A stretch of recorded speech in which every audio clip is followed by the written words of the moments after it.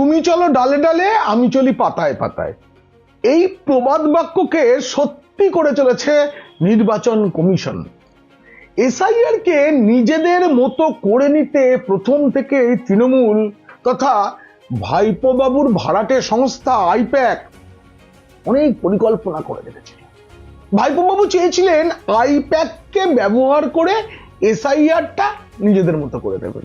BLA নিয়োগ থেকে BLO, ERO, এইআরওদের কিনে নেওয়া, মানে ভয় দেখিয়ে নিজেদের মতো করে কাজ করিয়ে নেওয়া, এসবের অনেক প্ল্যান ছিল। কিন্তু একের পর এক প্ল্যান ভেস্তে গেছে এবং কমিশন শেষ বেলায় এমন এক সিদ্ধান্ত জানিয়ে দিল, শেষ খেলাটাও শেষ।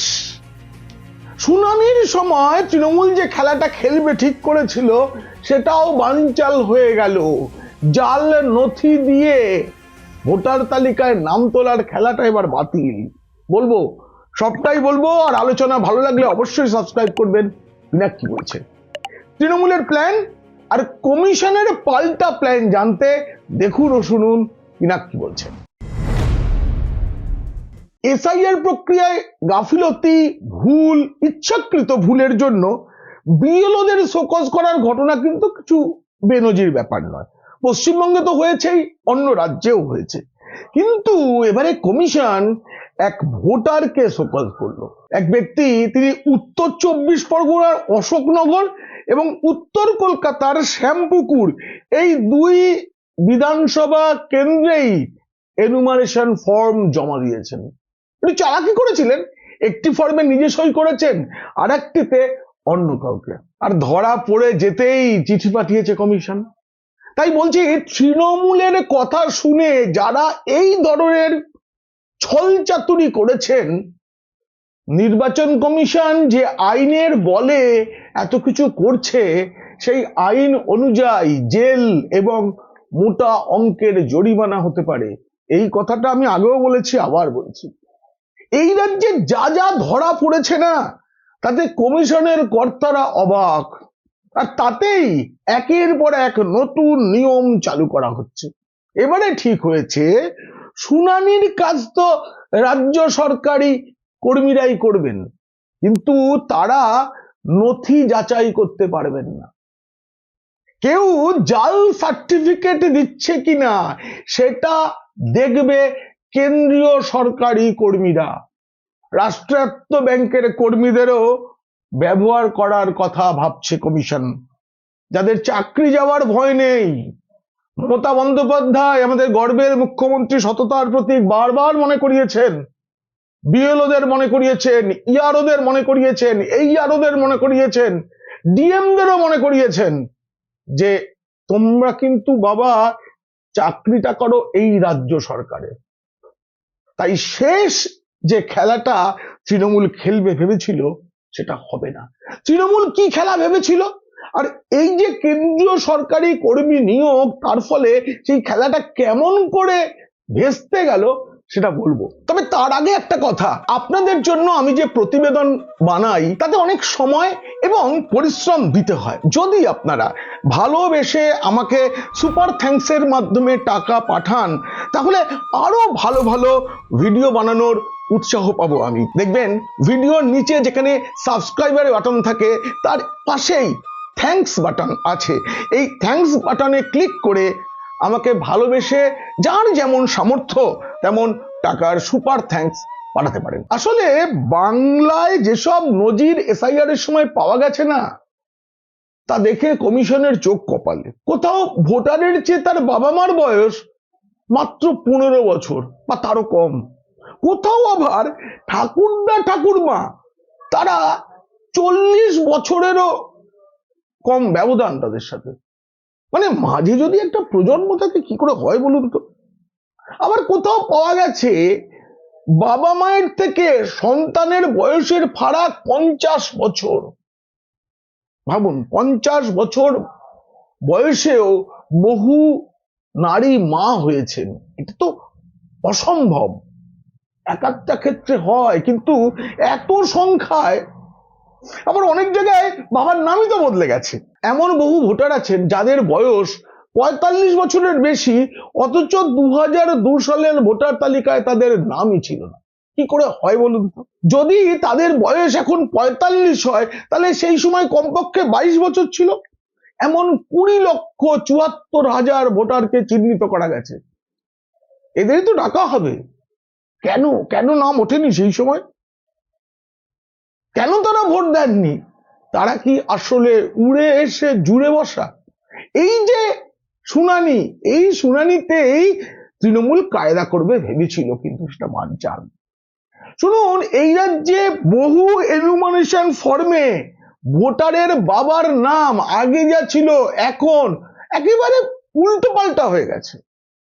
ধরুন, কারো বাবার নাম ছিল তারাপদ, সেটা হয়ে গেছে তারাশঙ্কর, সেক্ষেত্রে কমিশন এত ভাবছে না।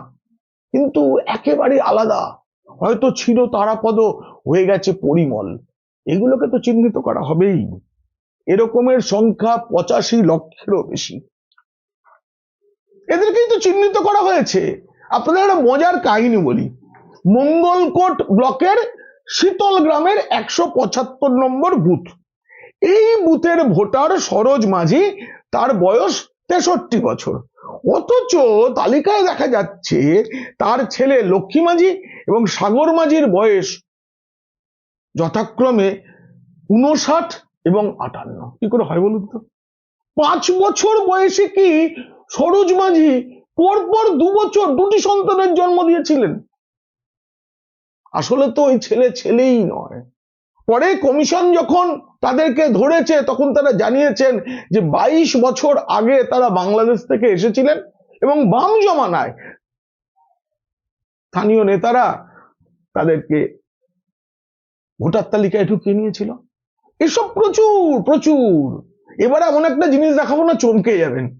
এই দেখুন, একটা বার্থ সার্টিফিকেট কিভাবে জাল নথি তৈরি করে ভোটার তালিকায় নাম ঢোকানো হয়েছে তার প্রমাণ এই বার্থ সার্টিফিকেটটা।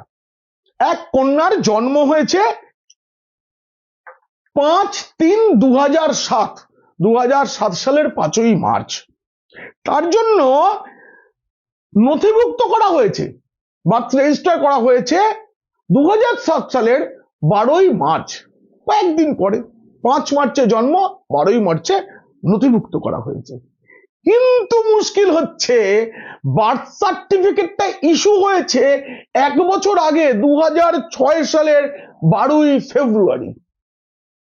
এই যে রেজিস্টার, মানে কোনো পুরপ্রধান বা কোনো পুরসভার চেয়ারম্যান কিংবা ওই পঞ্চায়েত প্রধান, যিনি করে থাকুন, তিনি কি জানতেন এক বাবা 1 বছর বাদে একটি কন্যা সন্তানের জন্ম দেবেন? ভাবা যায়, এটা ভেবে রেখেছিলেন তিনি। কিন্তু এখানেই শেষ নয়। 2007 সালে বাচ্চা জন্মেছে, তার জন্ম সার্টিফিকেট দেওয়া হয়ে গেছে 2006 সালে। এখানেই শেষ নয় খেলাটা। এটা তো হয়েছিল বাম জমানায়, কিন্তু এই সার্টিফিকেটটা নেওয়া হয়েছে কবে? 15ই ডিসেম্বর, মানে খসড়া তালিকা প্রকাশ করা হয়েছে 16ই ডিসেম্বর। ঠিক তার আগের দিন, একদম ভরপুর তৃণমূল জমানায়, সেই বার্থ সার্টিফিকেট সংগ্রহ করেছেন বাবা। এটা তো বাংলাদেশ থেকে এসে এইভাবে বার্থ সার্টিফিকেট করা হয়েছে। আমাদের পিসিমণি বারবার বলেছেন না, যার যার নথি দরকার চলে আসুন, দিয়ে দেবো। এইভাবে দেওয়া হয়েছে। কলকাতা পুরসভায় এই কারণে লাইন পড়েছিল। একবার যদি প্রমাণিত হয়, এবং হবেই, যে এরা বাংলাদেশি, তবে এদের জেলে যেতেই হবে। বাংলাদেশি হলে জেল। এই সাজা ঘোষণার পাশাপাশি কমিশন এটাও জানিয়ে দিয়েছে যে কোনো বৈধ ভোটার, কোনো ভারতীয় বৈধ ভোটারের নাম বাদ দেওয়া হবে না।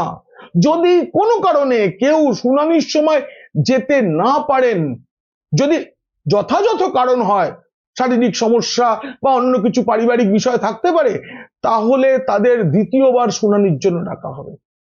আসলে কমিশন চাইছে একটা শুদ্ধ ভারতীয়দের ভোটার লিস্ট করতে, তাতে কোনো ভারতীয় বাদ যাবেন না। আগে শুনানি নিয়ে কমিশন কি ঠিক করেছিল, প্রতিদিন প্রতিটি বিধানসভা ধরে 100 জনকে শুনানিতে ডাকা হবে। প্রচুর মানুষ তো। শুনানি করবেন কারা? কমিশন নিযুক্ত AEROরা। কিন্তু এরা তো সকলেই রাজ্য সরকারের কর্মী, তারা অনেকে ভয়ে আছেন, তারা রিপোর্ট দিয়েছেন, এবং আইপ্যাক যে খেলাটা খেলছে সেটাও কমিশন বুঝতে পেরেছে। কারণ আইপ্যাক তো ইআরও এইআরও এদেরকে কিনতে চেয়েছে।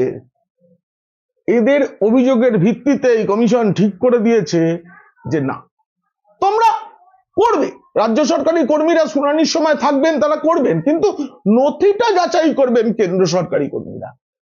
ইতিমধ্যে 294টি যে বিধানসভা কেন্দ্র, তার জন্য 2940 জন এইআরও নিযুক্ত করা হয়েছে। এছাড়াও অতিরিক্ত এইআরও 1000 আছে, সেটা কমিশন করে রেখেছে। এই যে এটা করে রেখেছিল, তাতে তৃণমূল এবং আইপ্যাক বাহিনী একটা প্রস্তুতি নিয়েছিল।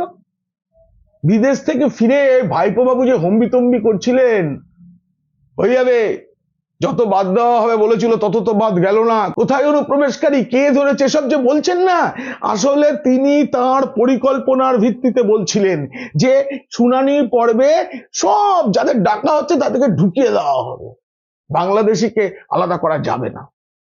কিন্তু কমিশন একেবারে শেষ বেলায় ঠিক করেছে কেন্দ্রীয় সরকারি আধিকারিকদের বিভিন্ন শুনানি কেন্দ্রে মাইক্রো অবজারভার হিসাবে নিয়োগ করবে। রাষ্ট্রায়ত্ত ব্যাংকের আধিকারিকদেরও এই কাজে লাগানো হবে, তাদের প্রশিক্ষণ দেওয়া হবে। তাদের মূল কাজটা কি হবে, তারা মূলত ইআরও তারা কি কাজ করছেন তার উপরে নজর রাখবেন। এই কিভাবে নজর রাখতে হবে তার প্রশিক্ষণও হবে। এনুমারেশন ফর্ম, ভোটারদের জন্ম মৃত্যু শংসাপত্র এবং শুনানির জন্য আসা অন্যান্য যেসব নথি আছে, এই যাচাইয়ের কাজটা করবেন মাইক্রো অবজারভাররাই। এছাড়া ভোটার তালিকায় অসঙ্গতি চিহ্নিত করা এবং পরিসংখ্যানগত যদি কোনো বিশ্লেষণ করার দরকার হয় সেটাও করবেন কেন্দ্রীয় সরকারি আধিকারিকরা কিংবা রাষ্ট্রায়ত্ত ব্যাংকের আধিকারিকরা। আমি আপনাদের বলছি, কমিশনের যে গতি প্রকৃতি না, গোটা বিধানসভা নির্বাচন পর্যন্ত এটা চলতে থাকবে। এমনকি গণনার আগের দিন হয়তো এমন কিছু ঘোষণা করা হবে যার জন্য কোনো রাজনৈতিক দল প্রস্তুত ছিল না। এমন কিছু ঘোষণা করা হবে, এমন কিছু নতুন নতুন নিয়ম দেখা যাবে, যাতে কাঁদতে হবে, কাঁদতেই হবে পিসি ভাইপোকে। এই প্রতিবেদন কেমন লাগলো জানিয়ে অবশ্যই মন্তব্য করবেন। ভালো লাগলে বন্ধুদের, আর খারাপ লাগলে শত্রুদের শেয়ার করে দেবেন। আপনারা খুব খুব ভালো থাকবেন।